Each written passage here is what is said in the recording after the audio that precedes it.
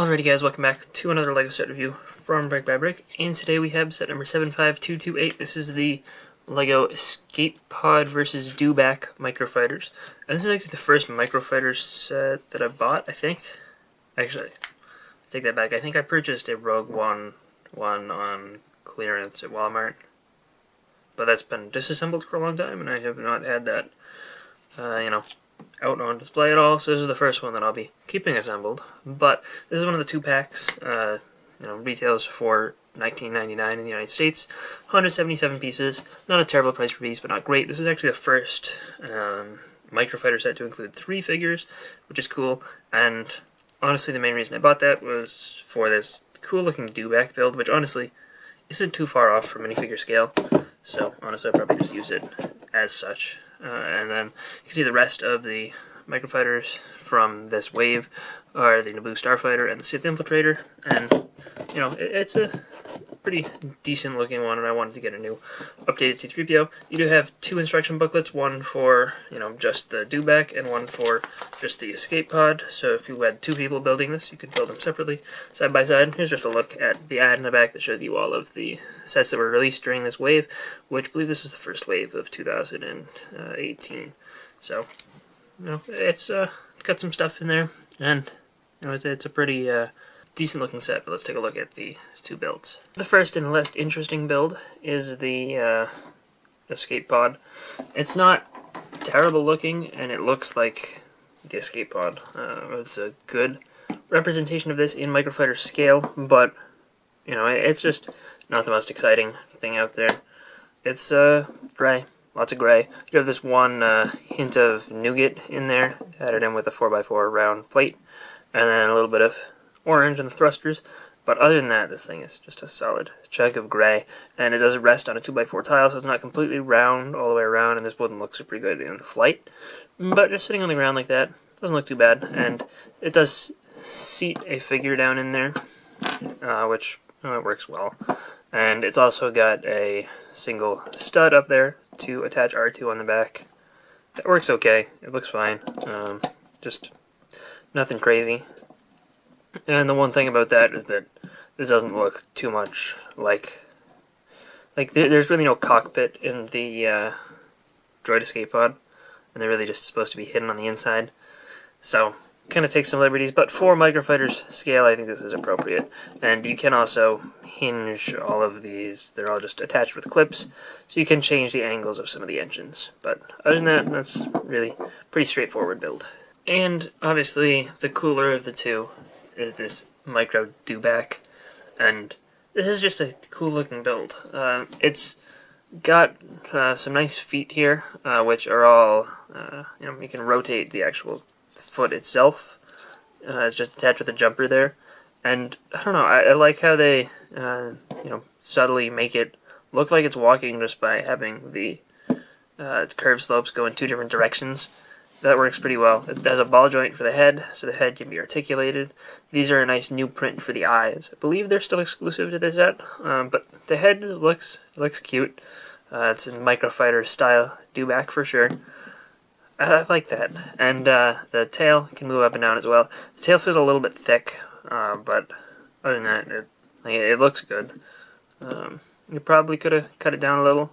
I think what really made this a whole lot larger was that they tried to cover up the gray there, which they do a really respectable job of hiding the gray of the ball joints that are color locked. Like you can see a little tiny bit there. If you turn it upside down, you can see some, and you can see a little bit right here at the top of that tail joint. But other than that, it's pretty hidden away. You've got just 2 of these 1x3 jumpers to sit a figure on, because it is built around 3 studs, which is odd for Microfighters. And then you've got some clips on either side, so you could actually even attach his staff weapon to the other side of the thing. And I don't know, you could attach, you can turn this bottom clip here, and you can hinge these up and down too. I like the way that they build up the saddle here. I think that looks really good as well. And just compared to the height of a figure, it's about figure height. The Dewbacks in Universe are a little bit bigger than that, but I don't know, this just doesn't feel like, this feels like you can get away with using it as a regular Dewback. Obviously they do have that big Dewback mold from the 2014, is it 2014 or 2015 or something around there?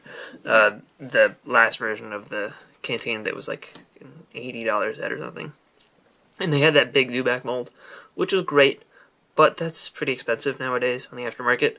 So I think if you can't afford to get that, this works perfectly fine as a Dewback for your Tatooine layout. And honestly, this is probably like close to as good as it gets for a brick built Dewback. I mean, you probably could scale it up and maybe get a little bit more detail in. Maybe, I guess the biggest benefit of scaling it up would be that you could probably get some articulation in the legs, but this is awesome, and I like this a lot. And the figure included with the Dewback here is the Sand Trooper, and this is actually all brand new for the first wave of 2019. And I think I misspoke earlier and said this was released in 2018. It was not. It was 2019. That's the right year. Because the torso and legs of this figure here were used in two 2018 sets. The Cantina, like the mini one that came with Wooher for the first time, and that little weird pod thing. And then it also came in the Imperial Landing Craft. However, this uses the updated 2019 Stormtrooper helmet mold, which I gotta say, in person, it looks really good. I like the way that has turned out. And this one has exclusive sand printing, so this figure is actually exclusive to the set currently. I imagine we'll see it again in future Tatooine-based sets, but for now, this is the best way to get him, the only way, and also a pretty cheap way too. He comes with a staff as an accessory. You saw the gun that's on the Dewback, and then he also has this white pair of the macro binoculars, which those aren't the most common color for that, but it's appeared in a couple of like Force Awakens sets, I think, First Order stuff.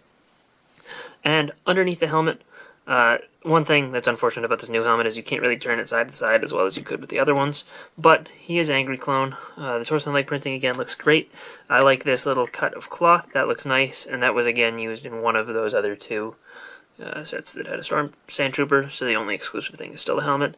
And the build for his back here works pretty well, actually. I like this better than I have the 2012 Droid Escape Pod, like regular size set, and Sand Troopers are in that, and they use a different style of back build that's only one stud wide. I like this one a little bit better, I think.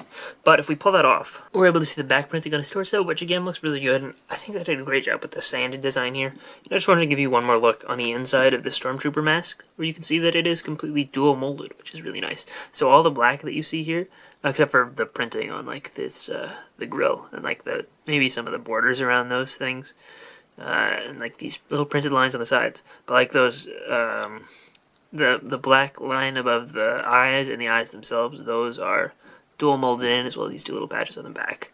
So really nice new mold for that. And then we have C-3PO and R2-D2, and neither of these is exclusive to this set. They're both actually relatively common. I believe C-3PO has appeared in sets in similar price range to this, and I think R2-D2 has probably appeared in a cheaper set, or at least one of that's $20 before.